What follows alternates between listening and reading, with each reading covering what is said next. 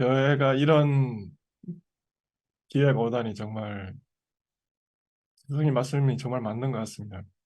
상상하지 못, 감히 상상도 못한 삶을 사신다고 늘 얘기하시는데 정말 맞는 것 같아요.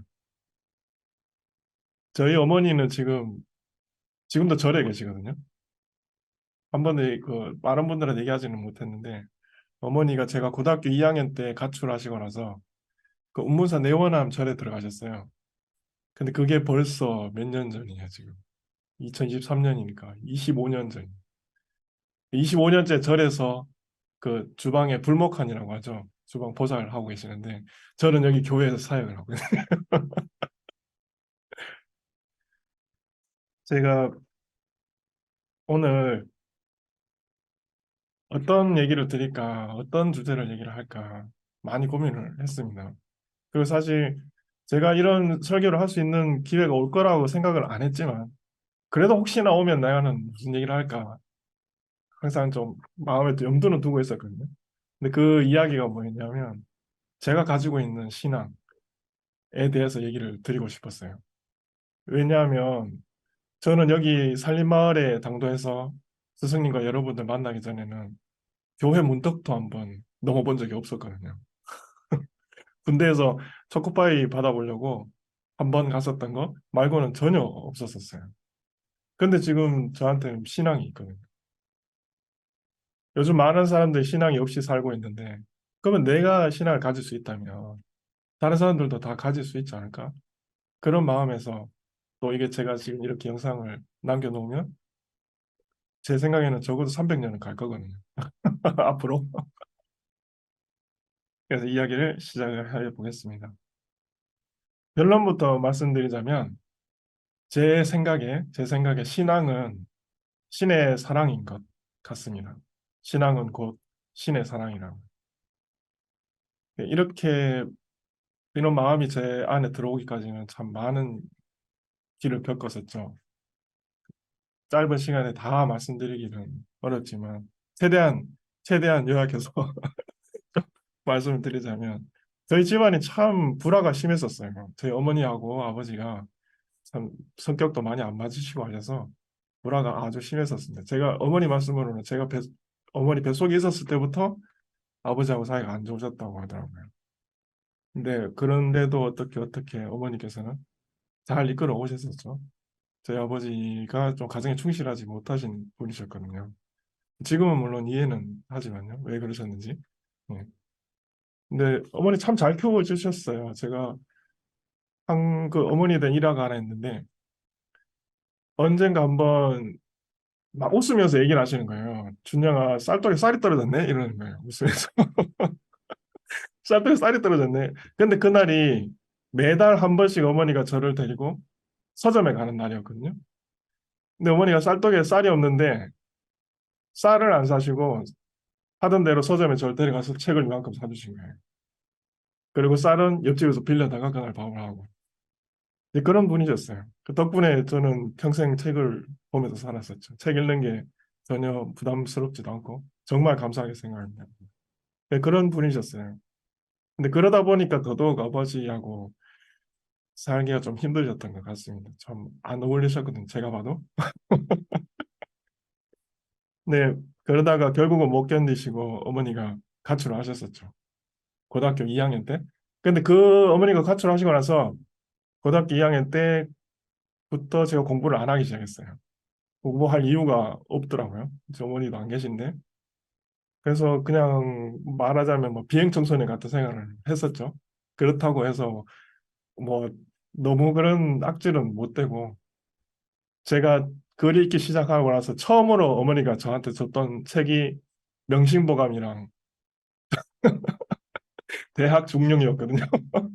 그때가 4살 때였는데 그 4살 때부터 그런 걸 읽은 놈이 도둑질하거나 그러지는 못하잖아요. 그냥 어울려 다녔었죠. 그게 또 키도 크고 이러니까 저를 뭐 들러리처럼 이렇게 애들이 데리고 다녔었죠.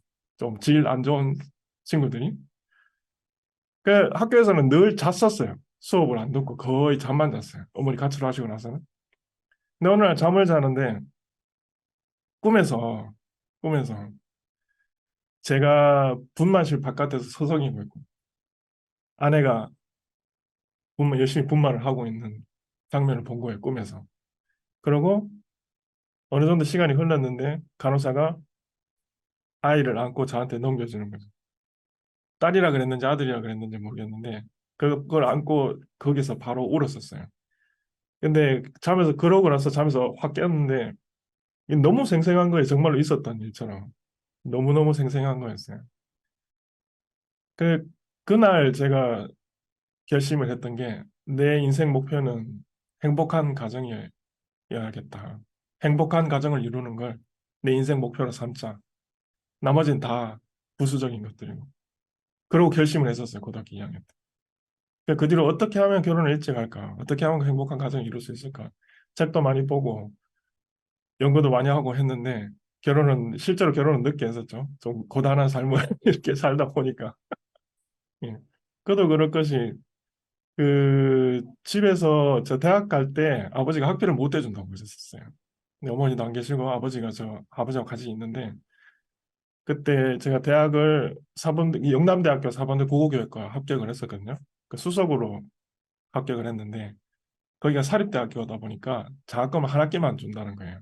그 아버지가 그 얘기를 들으시고 학비 못 대주니까 가지 말라고 하시더라고요. 그래서 그날 아버지 지갑에서 5만 원 떼가지고 가방만 딱 메고 옷 한 벌만 입고 바로 집을 나왔죠. 어차피 학비 못 대주시니까 맨날 알아서 살아야겠다 하고. 그리고 5만 원 가지고 그때는 5만 원짜리 방이 있었어요. 그때 5만 원짜리 반지하 방을 구해가지고 월세 5만 원 내고 아르바이트 하면서 공부하기 시작했었죠. 근데 결국은 학교는 못 마쳤어요. 저 대학 중퇴거든요. 군대 갔다 오고 나서 학비 좀 대보려고 여러모로 노력을 많이 했는데 군대 갔다 오고 나서 도저히 유지가 안 되더라고요. 근데 하려면 할 수도 있었었어요. 지금 생각해 보면. 근데 왜 중도 포기를 했냐면 군대에서 엑셀 자격증을 4개를 땄었는데 군 생활하면서 친구가 너 엑셀 자격증 있지? 그러면 나 일하는데 일하러 와라 그러는 거예요. 제가 그때도 야식 배달하고 있었거든요. 그 배달하지 말고 여기 와서 월급 받고 일해라. 휴학하고. 그래서 인터넷 쇼핑몰에 처음으로 발을 디뎠었습니다. 그때. 25살 때. 근데 한 1년 정도 일해보니까 정말 이 세상이 인터넷으로 인해서 세상이 정말 격변하겠다는 생각이 들더라고요. 한 10년 정도 지나면 정말 꿈 같은 세상이 펼쳐질 것 같다는 그런 막연한 희망이 막 생겼었어요. 그때부터 그것만 생각하고 학교에서 복학 안 하면 제적할 거다라고 통보가 왔길래 별로 고민 안 하고 인터넷 쇼핑몰 계속 다니기 시작했었죠. 근데 친구들이 참 많이 말렸었어요. 그래도 학교는 졸업해야지. 학교는 졸업해야지. 근데 지금 생각해 보면 좀 안타깝긴 하지만 근데 만약에 제가 그때 학교 졸업을 했으면 아마 여러분들 못 만났겠죠. 스승님도 못 만나고. 그때 그쪽으로 갔으니까 지금 여기 있는 거 아니겠습니까? 10년을 인터넷 쇼핑몰에서 일을 했었어요. 10년 동안 인터넷 쇼핑몰 업계에서 일을 하면서 총 4군데 업체에서 일을 했는데 마지막 일했던 곳이 마지막 일했던 곳에서 그 사장님께서 좀 일이 잘 안 풀려서 회사가 일주일 만에 부도가 났어요. 그때 갑작스럽게 그렇게 부도가 나는 거를 회사 이렇게 부도가 나는구나라는 걸 바로 옆에서 목도를 했죠. 그래서 일찍부터 팀장을 했었거든요. 그래서 바로 옆에서 볼 수 있었는데 그때 제 아내가 만삭이었었어요. 저는 3개월 동안 월급도 못 받았고 갑자기 부도 나는 바람에 퇴직금도 못 받게 생겼는데 아내는 이제 만삭인 거예요. 한 달 뒤에 출산이었거든요. 그런데 그러면 제가 그동안 받던 급여를 곧바로 받을 수 있는 곳이 어디 있을까? 한국에서 찾아봤더니 두 군데가 있더라고요. 두 군데. 한 군데가 수협이에요. 고등어 잡이 배 어선 선원. 다른 하나가 호이버키님 잘 아시는 조선소였어요. 그래서 고등어 잡이 배는 제가 도저히 못 가겠더라고요. 한 번 나가면 한 달 동안 바다에만 지낸다길래 그 애가 곧 있으면 출산인데 그럴 수는 없었거든요. 그래서 고민 안 하고 거저도 대우조선소로 갔죠. 네, 신체 검사 받고 바로 입사를 하고 일하는 만큼 돈 준다고 하길래 그 팀장으로 받던 월급을 그대로 받을 수 있으면서 바로 취업할 수 있는 유일한 길이었어요, 그게. 그 이틀 정도 준비해서 그때 경기도에서 살았는데 경기도에서 거제도로 바로 이사를 해버렸죠. 그날 그 전처가 그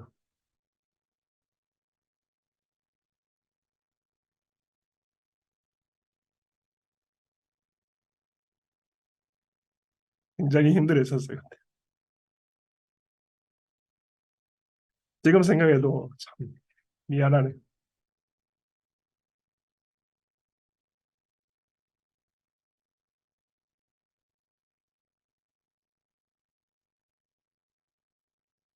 여튼 그렇게 배관 일을 시작을 했는데 제가 한 달 만에 배관 일하면서 한 달 만에 살 11kg 빠졌었어요.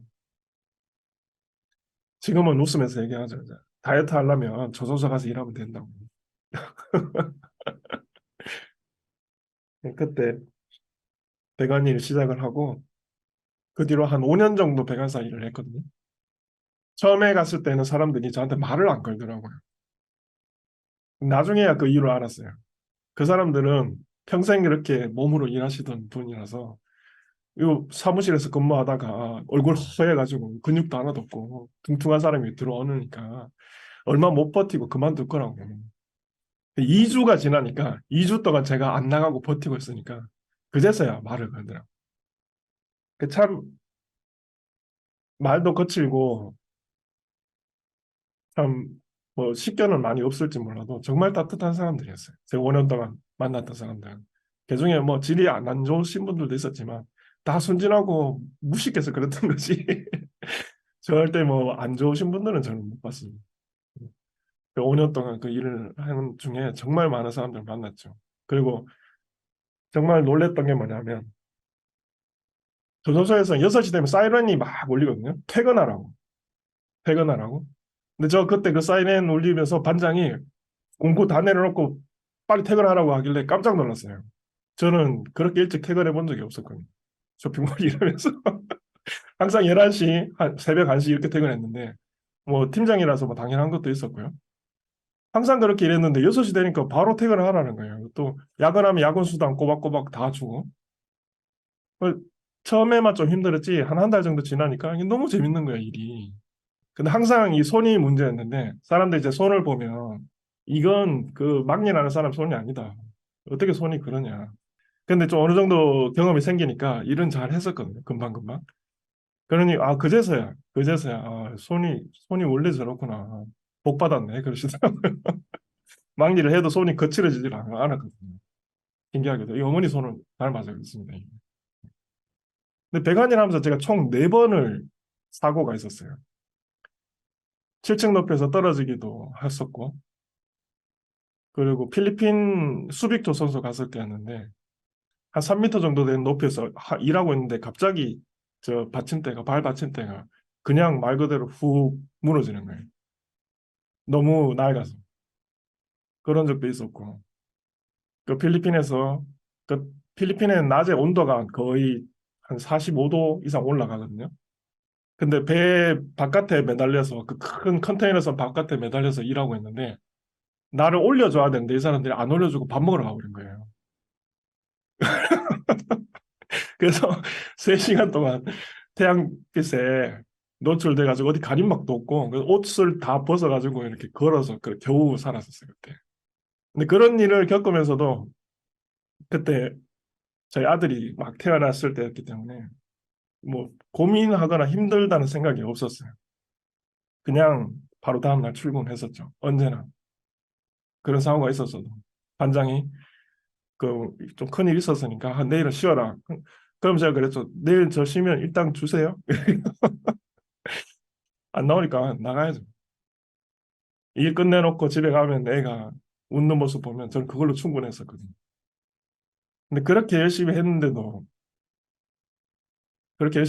가장을 제가 못 지켰죠. 결국은 이혼을 했거든요. 아내가 아내가 많이 힘들어했었죠. 경제적으로나 이제 성격도 그렇고 많이 힘들었을 거예요. 지금 생각해 보면 정말 많이 힘들었을 거예요. 지금은 이렇게 많이 유하지만 정말 고지식하고 또 생활력 강한 사람들이 또 단점이 있잖아요. 너무 자기만 생각하고 예. 그래서 그런 힘이 있어서 뭐 버티기도 하는 거지만 또 한 번 이제 삶의 의욕이 없어진 거예요. 더 이상 살아갈 이유가 없더라고요. 아내가 아들을 안 보여주니까 그렇게 귀한 자식을 못 보니까 이게 너무 힘든 거예요.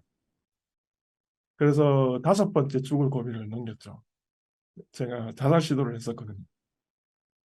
근데 그때 살아날 수 있었던 게 그때 느낌이 어땠냐면 정말로 이 죽음이라는 게 제 주변을 돌고 있는 느낌이었어요. 예, 방에 가만히 불이 켜져 있는데도 돌고 있는 느낌이 들더라고요. 근데 그때 한 손에 칼을 들고 있었는데 다른 한 손에는 이 인터넷 쇼핑몰 하던 습관이 있어서 휴대폰을 한 손에 들고 있었어요. 한 손에 칼, 한 손에 휴대폰. 네, 둘 중에서 휴대폰을 보고 이 생명의 전화를 검색해서 전화를 걸었죠. 근데 이분들이 정말로 대단하신 분들인 게, 이 생명의 전화 하시는 분들 정말 대단하신 분들인 게, 제가 받자마자 전화가 이제 받자마자 이분 하시는 말씀이 괜찮으세요? 였어요. 뭐 여보세요도 아니고 어디세요도 아니고 괜찮으세요라고 바로 먼저 얘기를 하시더라고요. 그래서 제가 살았어요. 그리고 그 다음날 바로 다시 일자리 알아보고 일하면서 공부할 수 있는 곳이 어딜까를 찾기 시작했어요. 그러다가 제가 레드스쿨에 들어오게 된 거였어요. 처음 제가 여기 왔을 때 정지에서 일했었거든요. 식당에서. 왜 그러냐면 그때 기숙사 사감을 공고가 올라왔었는데 나중에 알고 봤더니 그게 기숙사 사감 자리가 여자 사감 자리를 구하는데 제가 지원을 한 거였어요. 그 공고를 잘못 올리신 거였죠. 근데 그때 노을 코치님이셨거든요. 노을 코치님이 근데 여기 이쪽 옆에 대안학교는 아닌데 사무실에 식당에서 자리가 있는데 거기 일하실 수 있겠냐고 저한테 물어보는 거예요. 그 고민할 게 없었죠. 그냥 어디든 상관없다. 숙식 제공만 해주면 된다. 그래서 제가 정지에 오게 된 겁니다. 그때부터 정지에서 일을 하고 여기 살림반에서 하게 됐죠. 깨어나게 하고 또 알아차리게 하고 그러면서 또 사무실도 생기고 스승님께서 또 저를 또 굉장히 좋게 봐주셔서 지금 이렇게 좋은 공간에서 일도 하게 됐고요. 근데 지내다 보니까 제 안에 뭔가 많은 사람들께서 많은 분들이 굉장히 큰 신앙을 보여주셨거든요, 저한테. 그리고 어떻게 저런 게 있을 수 있을까 참 신기했었어요. 그 제가 교회도 다녀본 적 없고 신앙심도 없었지만 그래도 호기심은 많아서 성경도 읽어보고 뭐 어머니 영향으로 경전도 읽어보고 코란도 읽었었거든요. 코란 한번 읽어보세요. 굉장히 재밌어요. 네. 그래서 알아차리기 때 새벽 소리님이시라는 그 80세가 넘으신 목사님이 한번 오셨었어요. 알아차리기에. 저하고 같이 알아차리기 했는데 그 목사님한테 제가 여쭤봤죠.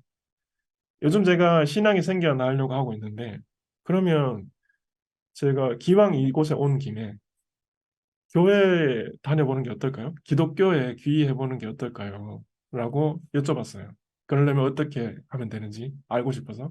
그 저는 당연히 목사님께서 그러려면 절차가 이렇게 이렇게 되고 뭐 세례는 가톨릭에서만 하고 뭐 이런 거 설명을 해주실 줄 알았는데 1초도 고민 안 하시고 바로 뭐라고 하셨냐면 종교를 갖지 말고 신앙을 가지세요. 이러시는 거예요.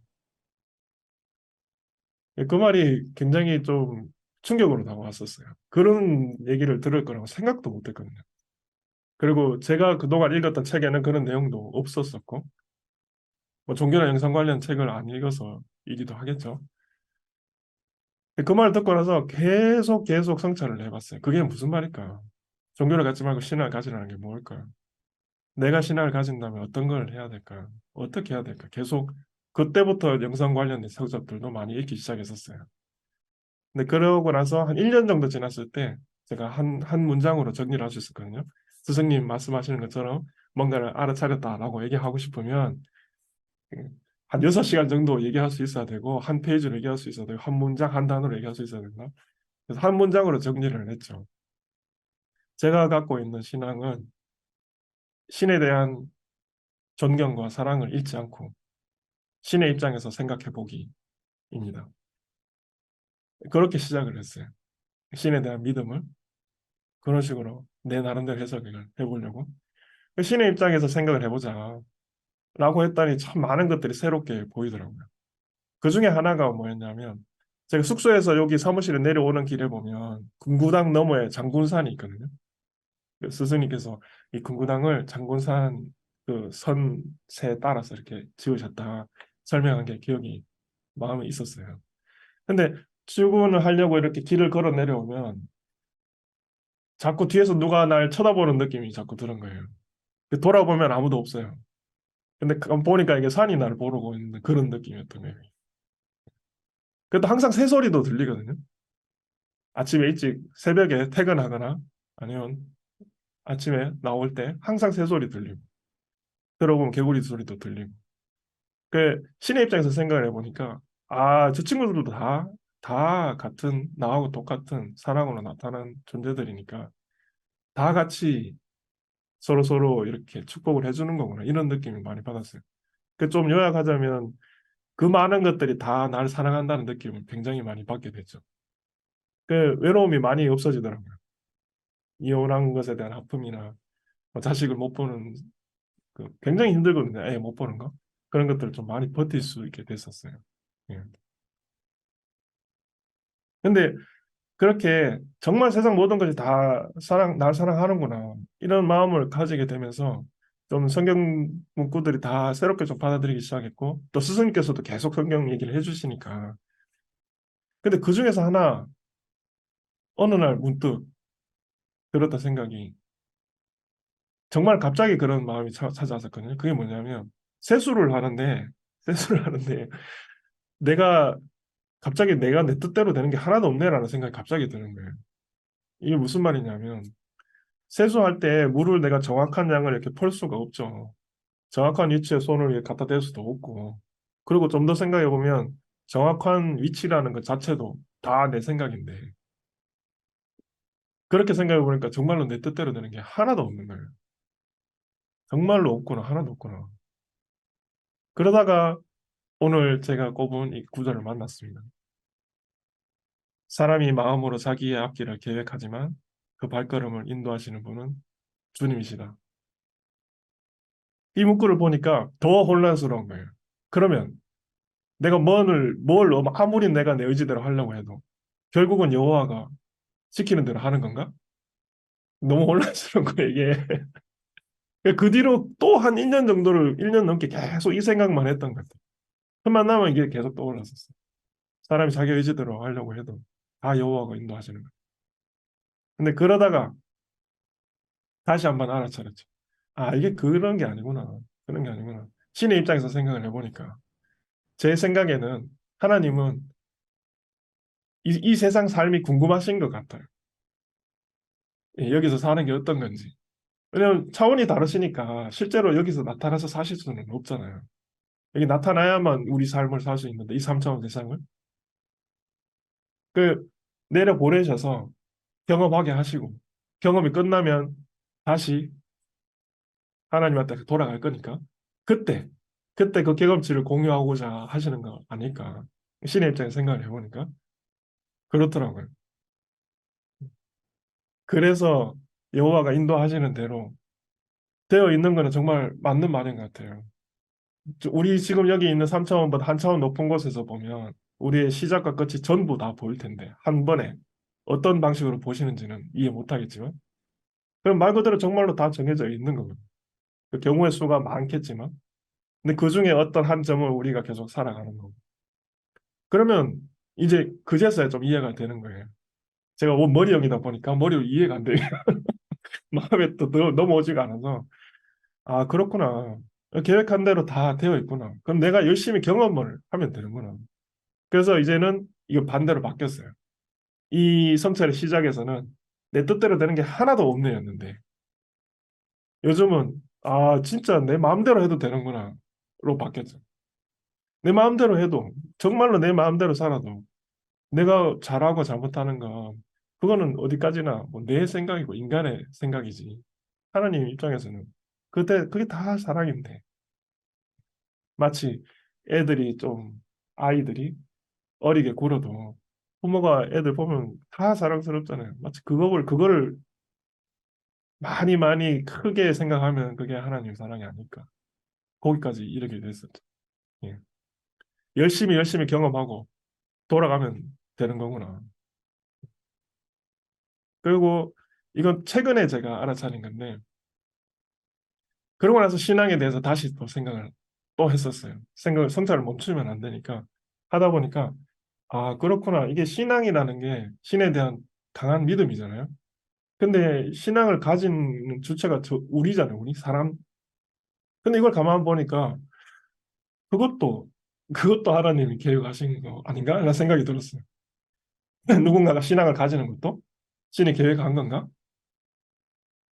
그럼 그렇게 되면 이 신앙을 가지는 것도 다 이미 계획한 거라서 그럼 누구는 못 가지고 누구는 가질 수 있고 이렇게 되는 거 아닌가? 근데 그러니까 또 혼란스럽잖아요. 그러다 최근에 생각을 좀 정리를 했어요. 어떻게 정리를 했냐면 아, 신앙을 가지는 주체가 이 내가 아니구나. 내가 아니구나. 누구나 신앙을 가질 수 있지. 누구나 가질 수 있지. 근데 그게 내 의지로 하는 게 아니라 어디인가 다른 세상에서는 지금 여기 나타난 누군가는 신앙이 없을지 몰라도 또 다른 세상에서는 가지고 있을 수 있으니까.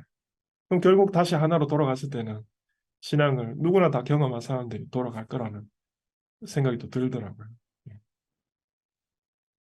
이런 긴 여정들, 그런 아픔들이 이제는 정말 많이 없어졌어요. 제가 여기 산림마을에 나타나서 스승님 만나고 또 여러분들 만나 뵙고 이렇게 큰 사랑 받고 있는 게 정말 이게 내가 잘해서 그런 게 아니라는 그런 겸손함도 많이 생겼고요. 음. 그동안 봤던 책들도 정말 많이 이해가 돼요. 요즘은 요즘은 이런 생각이 들어요.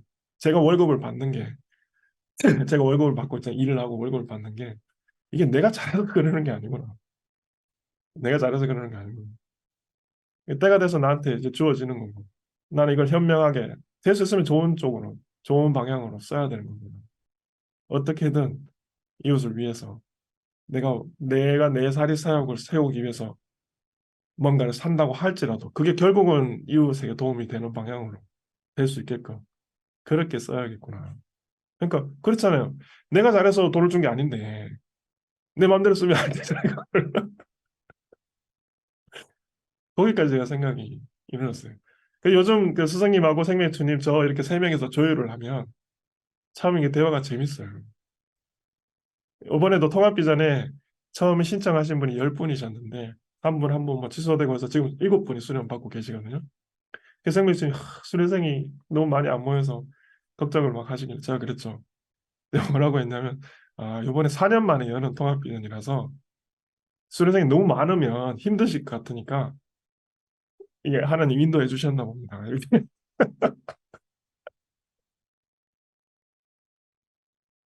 그리고 제가 이런 길에 이르기까지 또 빼놓을 수 없는 분이 한 분 계시죠. 예희 목사님.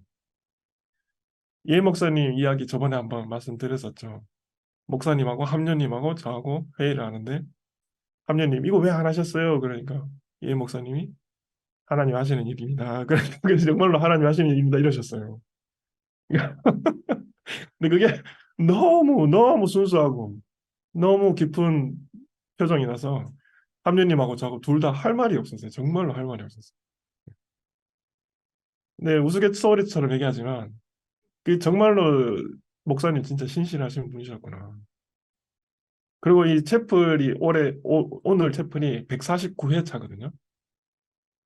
제가 채플 이걸 하자라고 기획하는 모임이 있었었어요. 그 말하자면 영회차죠. 영회차부터 지금까지 한 번도 빠지지 않은 유일한 사람이에요. 근데 이것도 그렇게 하는 이유가 제가 느끼기에는 이건 이 채플 모임은 우리 예임 목사님의 유산이거든요. 저는 여기에 산림마을에 있는 건 어느 날은 아마 제가 떠날 때가 오겠죠. 지금 제가 있고 싶어서 뭐 있기 싫어도 있기 싫다고 뭐 갈 수 있는 것도 아니고 어느 날 때가 오면 제가 있고 싶어도 못 있는 때가 또 올 거란 말이죠. 제가 여기를 떠나더라도 저희 채플 모임은 계속 해 나가고 싶어요. 그게 제가 예임 목사님 기리는 방법이니까요. 앞으로도 지금도 그리고 또 앞으로도. 예. 그리고 마지막으로 제가 이런 신의 사랑을 표현하는 여러 가지 방법들, 제 나름대로 표현하는 세상에 다시 나타내는 여러 가지 방법들 중에 하나, 제가 피아노 연습을 하거든요. 피아노 연습을 하는데 너무 그쪽에 문외한이고 음악 지능도 완전 바닥이다 보니까 그 한 곡만 골라서 그것만 계속 연습을 하고 있어요. 지금 벌써 1년 반째 그것만 하고 있어요. 그 노래 하나만. 저 지금도 악보도 볼 줄 몰라요. 저 지금 바이엘 26번 치고 있거든요. 정말로 잘 안 되더라고요, 그게. 그래서 어제 제가 녹음을 했었는데 이 녹음이 잘 안 돼서 예전에 제가 녹음했던 거 이제 틀어드리고 오늘 전하는 말씀은 여기까지 하겠습니다. 제가 음악 지금 틀어드릴게요.